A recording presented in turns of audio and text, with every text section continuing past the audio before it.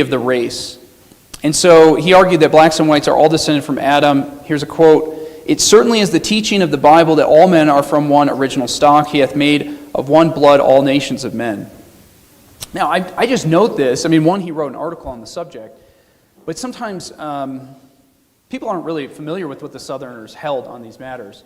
There were men at the time, particularly, I would say, more like New England, like scientists, like more the Unitarian types or secularists.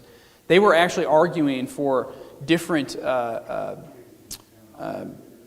origins of the races. So and that would obviously lead to, the disparaging of different races, particularly in this case, Africans. So the Presbyterians combated this. The Southern Presbyterians combated this, and they actually argued, no, all humans are descended from Adam and Eve, right? We all have the same blood. Okay, so they're quoting scripture there even, and so it is interesting to see. It's actually it's the Southern Presbyterians. They're labeled as awful and racist and whatnot, but they're actually defending that blacks are made in the image of God and they're descended, same descent as whites from Adam. Okay, so I find that just interesting, but also important to note. Howe also wrote a long article detailing the 1858 General Assembly. And that was somewhat interesting because you had the new school. The new school had split at that time, and they were trying to join with the old school. The Southern New School was trying to join with the old school. The old school rejected it. But then after the Civil War, you have the division of the old school church in the North and South, and then the old school and new school in the South end up merging. But that's 1864. Howe also wrote a fiery critique of abolitionism and John Brown's violent attack, right? John Brown, Harper's Ferry in Virginia. Howe was usually pretty tempered and calm, but he got pretty angry when John Brown's attack happened. And so then he writes this, like I said, fiery article on not only John Brown, but attacking abolitionism. This is 1860 article, "The Rate of John Brown and the Progress of Abolition," and so he was basically warning against abolitionists bringing the Haitian Revolution to the South, right? That was kind of the concern with slave rebellions and revolutions. And so just to show, he held the typical Southern view. He said that slaveholding Christians, the slaveholding Christian, quote, "can feel no blame attaching to himself for a relation which this Bible never condemned, but to which it accorded its sanction." And then he said that immediate universal emancipation is impracticable. That was his opinion. Now, of course, the Civil War breaks out the next year, and then 5 years later, slaves were freed. So, but this is typical. He's from the North, but this is just basically what every Southerner held, and even many Northerners, though there was some variation in views there. Okay, I want to talk about the Southern Presbyterian Review. Though this isn't, he wrote, many of these articles were written for the Southern Presbyterian Review.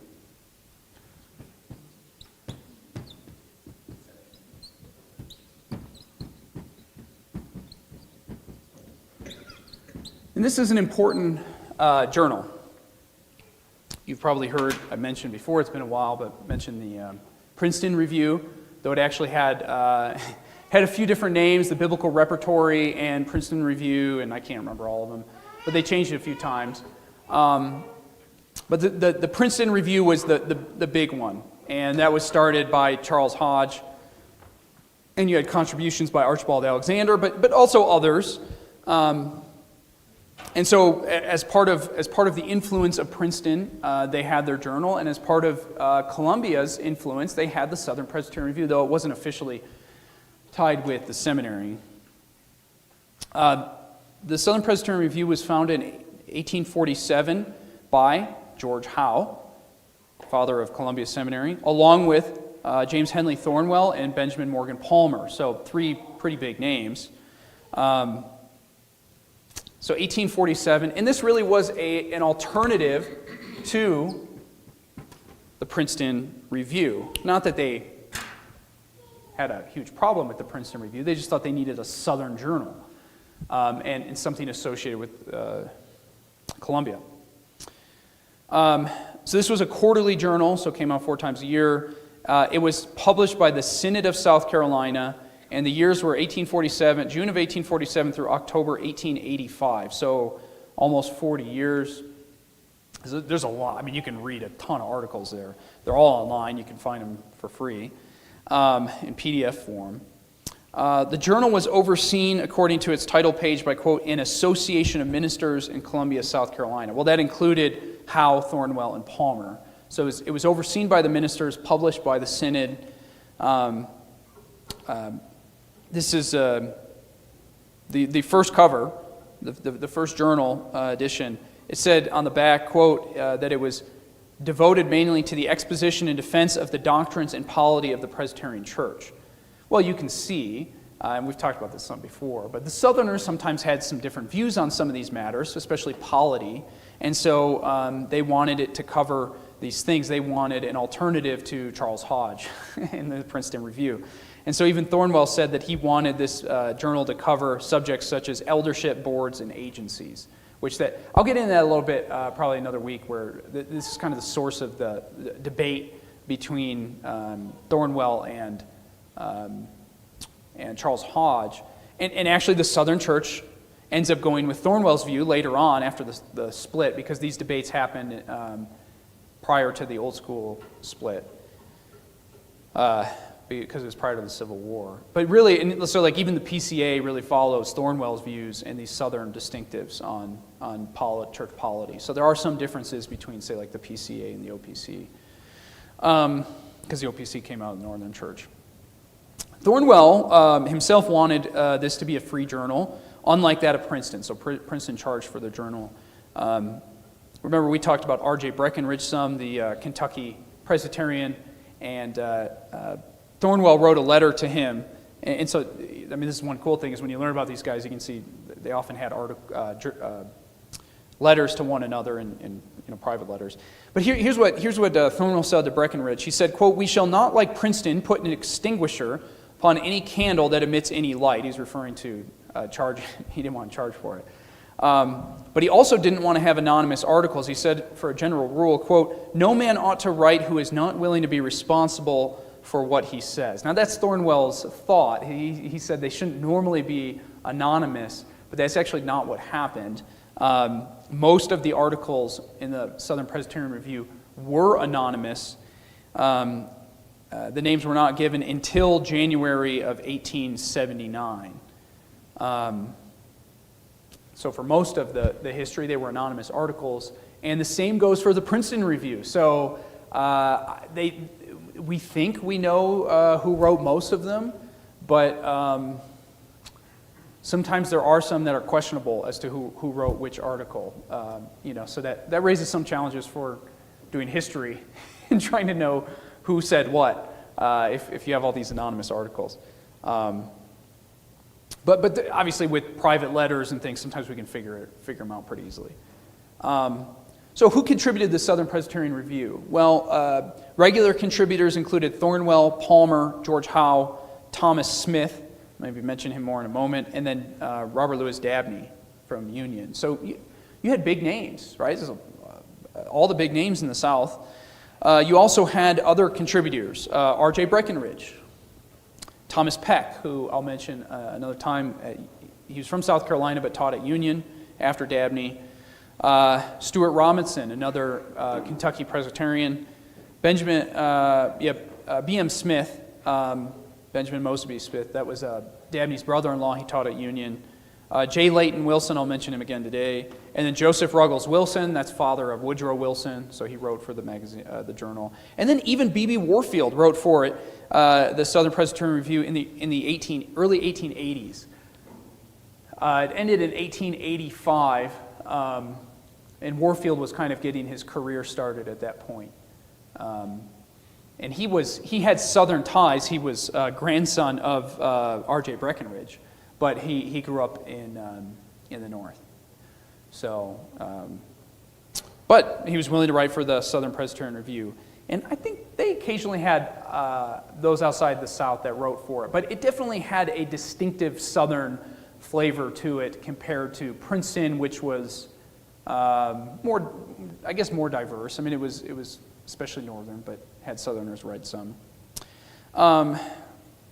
In the second issue of the Southern Presbyterian Review, 1847, Thornwell wrote an article on that assembly, that General Assembly. It was a review of the General Assembly, and that actually became a regular feature of the journal. Princeton did something like this. I don't know if they did it every year, but and so this was just kind of a reflection and interaction with the events that happened at the assembly of that year. And there was always often newsworthy events. Many of Thornwell's writings himself were originally in the journal, and then they've been republished in he has a 4-volume set of his works. I'll note one other, this is kind of interesting. In 1868, Thomas Smith, he was a pastor in Columbia, South Carolina. He wrote an article, and this also kind of shows you maybe some differences of the day, although we have some of these today regarding instruments in worship. Thomas Smith wrote an article favoring instruments in public worship. But that was actually at odds with, you might think, oh, that's at odds with the Covenanters. Well, yeah, but it was also at odds with John Lafayette Girardot, who was a big-name theologian from South Carolina, and then also at odds with John Adger, who was Smith's brother-in-law. So he's writing against his brother-in-law in a sense, and this actually prompted a response from Adger. So he wrote an article in the Southern Presbyterian Review in response to Smith, and so they disagreed on whether instruments were allowed in worship. Now, just so you know, actually, the majority view, even of just the American Presbyterians at the time, was against instruments. Not only Girardot and Adger, but you could also note Robert Louis Dabney. He also argued against instruments in worship. So we think of the Covenanters as being really weird, right? They do psalms only and no instruments, but actually that was fairly common even amongst American Presbyterians. So they started to shift. They started to allow instruments, and then they moved away from psalms to hymns. So I think then you could argue today many churches have moved away from hymns to more, the contemporary music's even further drift. Hymns were kind of supposed to be modeled after psalms. They were just more expansive psalms, right? They just allowed for broader, looser language and the like. They're still supposed to be biblically faithful in their language and the like. Okay, this is interesting. The review was edited, Southern Presbyterian Review was edited by a board until 1864, and that was during the war, the Civil War, and which led to its cessation for a couple of years because of the war. It resumed in March 1866 with James Woodrow as the owner. Okay, I'm going to talk about him a little bit today. I've mentioned him before, but we've got to mention James Woodrow here. And yes, that's the uncle of Woodrow Wilson, if you're wondering where that name comes from. Woodrow's ownership contributed to the publication's end. So in one sense, it may seem good. Woodrow bought it. Okay, he continues it. But the reason it contributes to the end of the publication of the Southern Presbyterian Review is that Woodrow, you ended up into Woodrow's evolution controversy. He was at least open to the theory of Darwinian evolution. And then you had articles even defending Woodrow's view, and Woodrow was a professor at Columbian Seminary, so I'm going to get into some of the details a little bit. John Adger, there's actually a significant defense of Woodrow. This is very volatile in the church. Okay, I mean Dabney and Girardot were very much opposed to Woodrow on this matter, but John Adger, a professor at the seminary, defended Woodrow, and he even wrote in 1885 an article in the Southern Presbyterian Review called "A Calm and Candid Review of Some Speeches on Evolution." Those are speeches by Woodrow. And this led most of its editors, including Dabney and Girardot, to resign, and led to this journal suspending publication that very year, 1885. So Woodrow was the end of the publication. However, several former contributors established the Presbyterian Quarterly, in 1887, and that was the only journal in the South that compared to the Review in quality and scholarship. And that Presbyterian Quarterly ran from 1887 to 1904. I didn't look up who wrote for that, though I want to say Warfield did some. Those years are kind of the tail end of the lives of many of these big-name Southerners like Dabney and Palmer, though I assume they wrote for it some. And I recall seeing some of their articles saying they were from the Presbyterian Quarterly. But that ends in 1904, and as far as I know, there might have been other journals, but that's really, you get to 1900, and really in a way that is kind of the end of, I would say at least the great theologian period of the Southerners, Southern Presbyterians. You have some other names that I'll mention after that, but there's kind of a marked change in the Southern Church. And even the Northern Church, you had Machen and the like, but it wasn't of the same caliber as the 19th century, in my opinion. Okay, I'll talk a little bit about Columbia's library and their curriculum. Any questions so far? And we'll get more into Woodrow in a minute. Any questions so far? Charlie? Why the anonymity of the authors? I actually don't know. Obviously, Thornwell didn't want it. He thought people should be have their names on most articles. He allowed for some exceptions.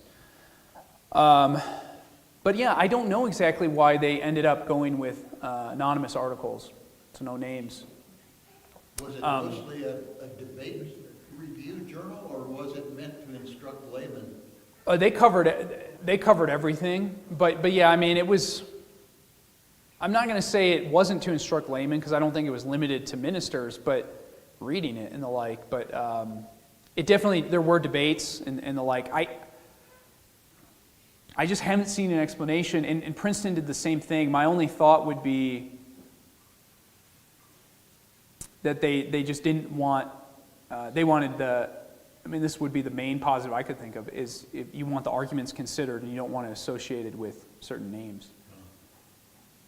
Right, so, that would be the main benefit. Is you see names and then people they either like that guy or they dislike him and they don't want to, that would affect how you take his argument, right? So there are advantages to anonymity. All right, any other thoughts or questions? All right, let's talk a little bit about Columbia's library. So I realized that the review, the journal, was not formally tied with the seminary, though it obviously had its ties with Howe behind it. Columbia Seminary's, the library began with just over 1,000 volumes in 1831. So that's not that much, but that was the beginning. In 1850, it had grown to over 4,500 volumes, which made it slightly larger than Union Seminary in Virginia. But this is fascinating. In 1856, the seminary, Columbia, purchased 11,520 books from Thomas Smith. I mentioned him. That's Smith with a Y. And he was pastor of Second Presbyterian Church in Charleston. So he was well known, though he never taught at the seminary, but he was still a well-known pastor there in Charleston. Smith was wealthy. He inherited wealth, and he also married into the wealthy Adger family. So that's John Adger, and I'll mention him later. The Adger family, actually, the John Adger's father was the fourth wealthiest man in America. So you can see this is significant wealth. And I mentioned this before in some capacity, is that Charleston in particular was a very wealthy city. Now, obviously, the war did some damage, the Civil War. But so Smith had money, but he also loved books. Who doesn't love books? I love books. But he loved books, okay? Probably too much. This guy was collecting everything he could find. And I think I had read something about, his wife was, raising issues. I can understand that. Where are you going to put all these books, right? I mean, that's a question you sometimes have to ask. Well, he had collected over 20,000 volumes himself, okay? 20,000 volumes. Thomas Smith had the largest private library in the South. And here's what's wild. He had a collection larger at the time than the library of the College of New Jersey. That's Princeton. So, not only was it a large private library, it was larger than many colleges, or most, I think we could say, at the time. Now, the Columbia in 1856 did not purchase all of his volumes. They purchased a little over half. They had 11,520. And when they made that purchase, this gave Columbia Seminary one of the finest theological libraries in America. And they were now in competition with the 17,000 volumes of Union Seminary in New York. So that's Union, New York, which was basically a new school seminary. And they end up actually leaving the Presbyterian Church over the Briggs controversy at the end of the 1800s. I'll mention that again another day. In 1881, George Howe reported that the seminary had 20,326 volumes in their library. But he did note that at least 200 volumes had been lost by fires in Columbia and Charleston during the war, right, during the Civil War. So they have over 20,000 at that point, and that I don't know how many Union Seminary in New York had at that point. This was later on, but this at least had them. I mean, they had a large and growing library. So, Union Seminary, Virginia, also has a large library. It did take time. I haven't seen Columbia's in person. I've seen Union's, and Union's is massive now. Yeah, obviously, if you're going to have that many books, you have to have a large library, and you have to have staff, and you have to organize it. So that there's always been issues there, and sometimes they change the cataloging system, which sounds like a nightmare to me. I can't imagine going through that, but I know Union at least did that, where they changed the system at least once or twice. So I love books, but yeah, libraries, that's a whole other thing, right? It's a lot of work. So that's the library. So Columbia had I think we could say a world-class theological library after a while. Let me talk a little bit about the curriculum. When I covered Union Seminary before, I talked a little bit about what they did. Look, every seminary curriculum is going to differ, but I'll at least give you the outline here. Their first year focused on languages. So they were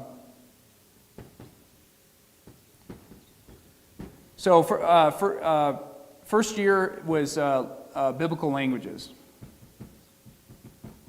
And that makes sense. That's still, that's many seminaries today. Although I should note, many seminaries today, and this is somewhat of the influence of liberalism and just, I don't know, we've moved away from academia. Many seminaries today are trying to move away from languages. I think that's really bad. Sometimes they'll go towards just like learning tools, and so you can just kind of work with the languages. Well, it's not really knowing the languages. I mean, it's not a bad thing to learn like some tools to use the languages, but let's just put it this way. The Presbyterians have always been big on educating their ministers, and one of the things that means is that you teach them Hebrew and Greek, okay? So that's just part of the deal. So first-year students learned Hebrew.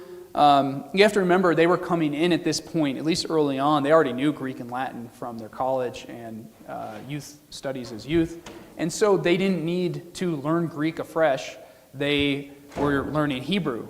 And in fact, the first-year students, they would learn Hebrew, and then they would translate passages of the Greek New Testament into Hebrew.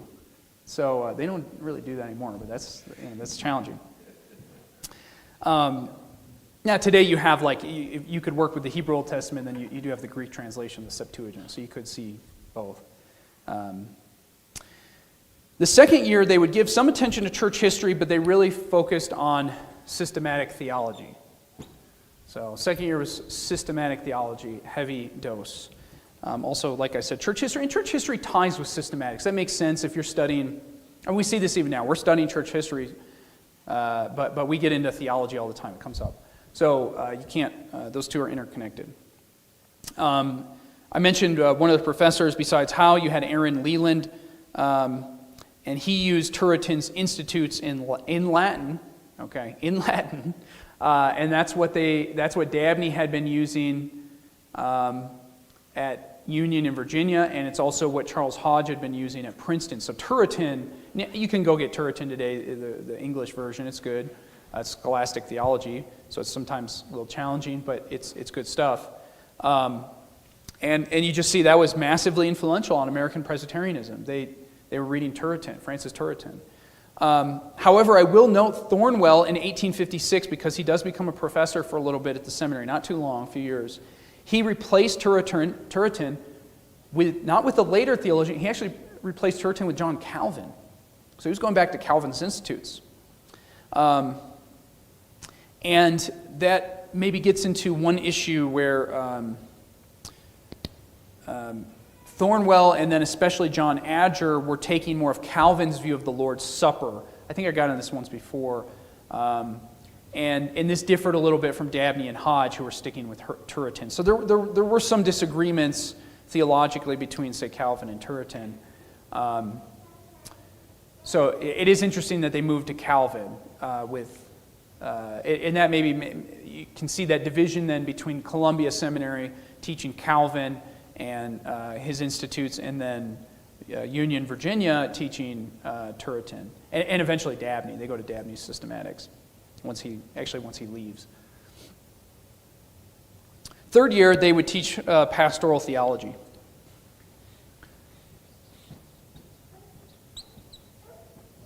So it'd be interesting to compare, say, this with Greenville Seminary or some modern seminary. Generally, seminaries today they'll be doing a variety of subjects in a year. Though I do think it is good to emphasize things, and it makes sense to start with the Bible and languages, to then move on to the theology, and then move on to the practical. Right? That's essentially. But I should note this third year was still doing Old and New Testament exegesis, so it's not like they forgot it. Go ahead. Yes. Yeah, and we still have this today, though the practical courses have been expanded for better or worse. I think not all of them are useful. Like they have like a leadership course, in some seminaries. I'm not sure that's the most useful, but and then today that you have more pastoral counseling. I don't think they used to do that. That's kind of a modern thing. Though they did pastoral counseling, but they didn't do classes on it. A lot of this was just expected you would pick up through, I don't know, on-the-job training, internships, studying under ministers, things like that. Go ahead, Charlie. Where does preaching come in, running the preaching? Yeah, it would be pastoral theology. Yeah. Okay, so this is interesting. There's definitely a close connection, and I would say a closer connection back then between seminary studies and presbytery exams. And the reason we can say that's the case is think of the Columbia Seminary. It's run by the synods. It's run by the church. It's not independent. And so you definitely had a close connection between the seminary and the presbyteries. And so, yes, you had to go through seminary to become a pastor, but you had to also get through your exams, your presbytery exams. So I think the presbytery exams demonstrate the rigor of the studies taking place at Columbia Seminary. And I'm particularly thinking here of the Charleston Presbytery, which many of these guys, Columbia professors, were members of the Charleston Presbytery. So let me give an example that I found in this one book that's really interesting. 1851. So you would have had Howe and Leland and also some of these other men that were at least preachers, the ministers. They might not have been at the seminary, but you can see these examinations. Okay, so 1851 Presbytery examinations. They met at the Charleston Presbytery met at Second Presbyterian Church. That's where Thomas Smith pastored, and their meeting lasted 3 days. Okay, 3 days. So it's a long meeting. So there's plenty of time for in-depth examination of candidates. for the ministry. So what was required? And this just shows the rigor here. You would present an exegesis paper of a Greek and Hebrew text.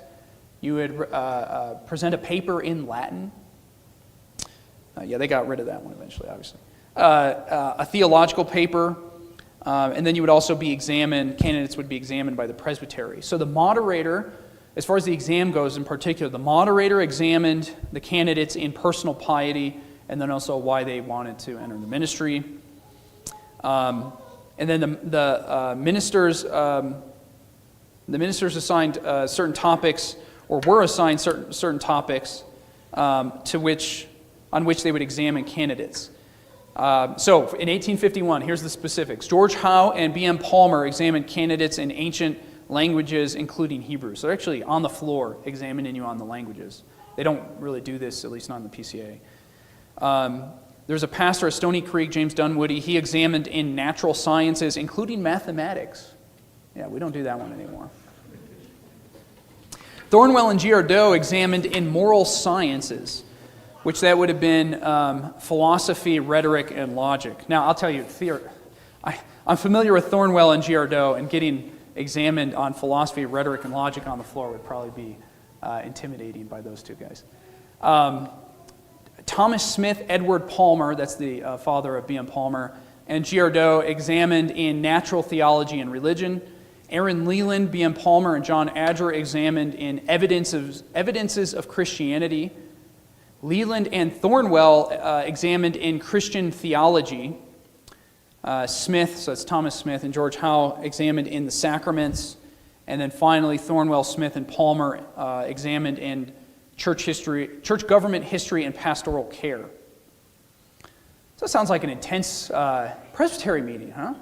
I mean, they're assigning these guys these topics.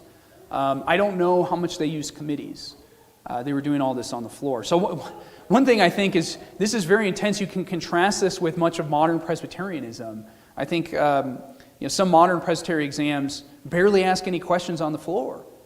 And these guys they've got hours worth of exams on the floor. So they took the education of ministers seriously.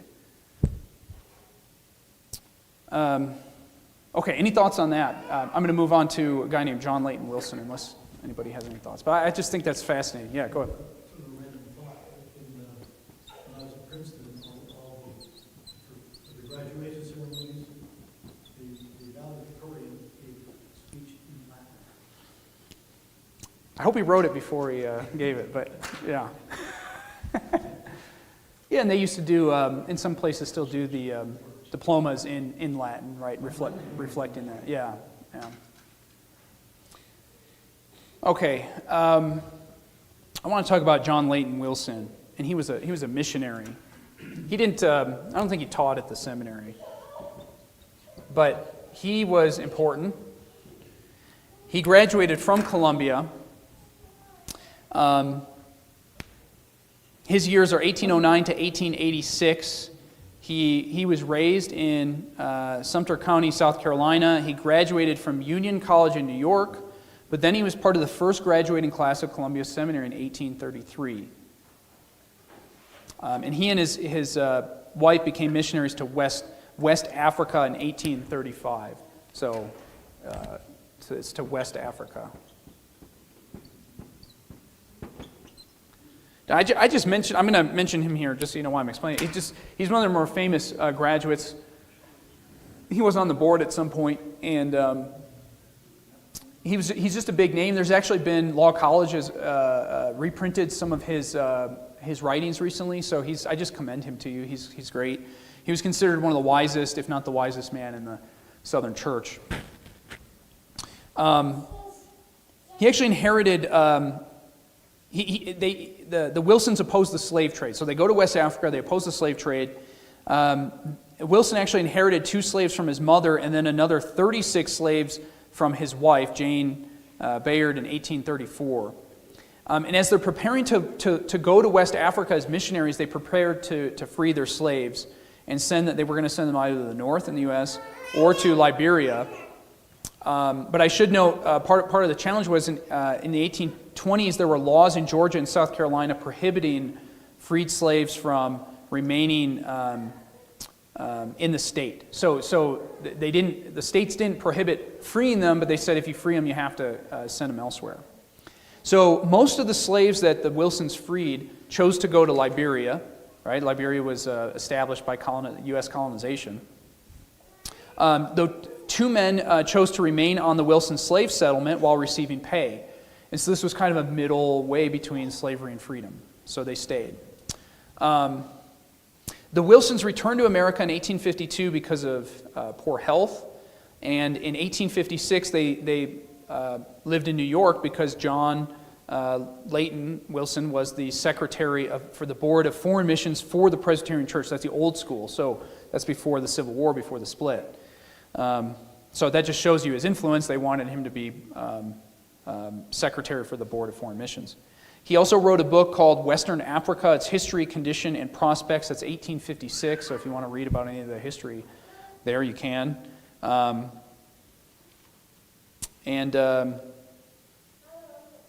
Yeah, so he's influential there. Here's some other interesting things. Wilson actually attended the Old School Assembly in Philadelphia in May 1861. He was one of the few Southerners there. Most of them didn't go because of tensions in the war. But after the Spring resolutions, which I mentioned before, that's where Gardner Spring presents these resolutions. They condemn the South. They call for loyalty to the federal government. Hearing these Spring resolutions pass, I mean, even Charles Hodge protested them. But Wilson resigned his position with the Board of Foreign Missions, and then he returns to South Carolina. So you can see he's still a Southern. He said, I'm done with this stuff. Wilson's wife was a cousin of Charles Hodge, and they were actually friends, Wilson and Charles Hodge. And there's a series of letters between them showing, this is December 1860 and January 1861. This is in the book Memoirs of John Leighton Wilson. And you can actually see Hodge and Wilson are kind of going at it a little bit over the war and secession. All the things that just started there. And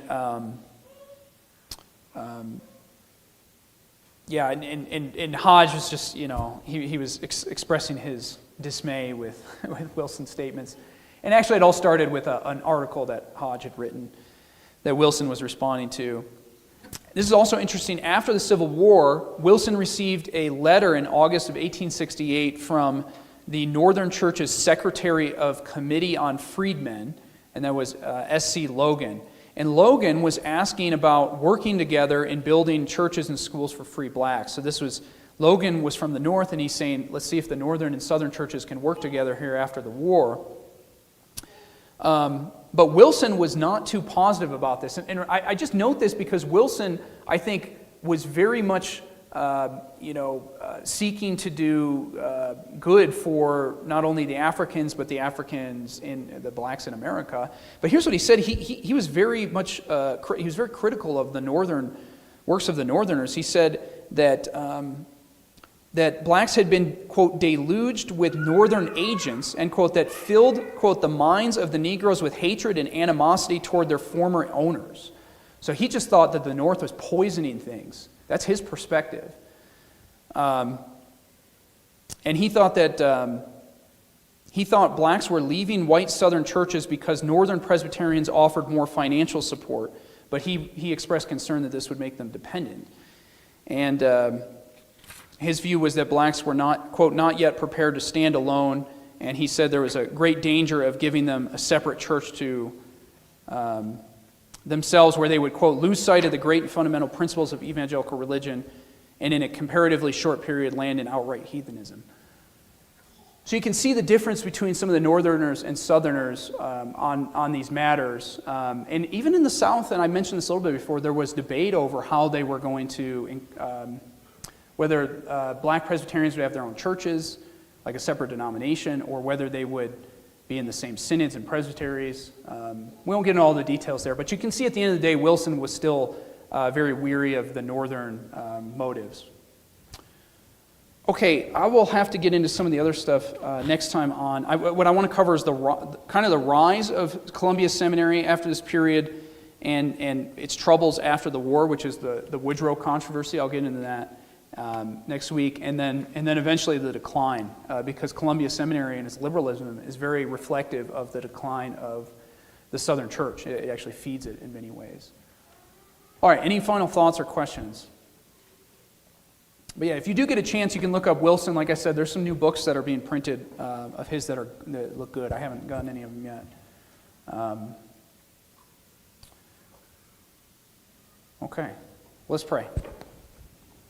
Our Father in God, we do thank you for our time together. We thank you for your work in American Presbyterianism, even in the debates and details and difficulties and the war.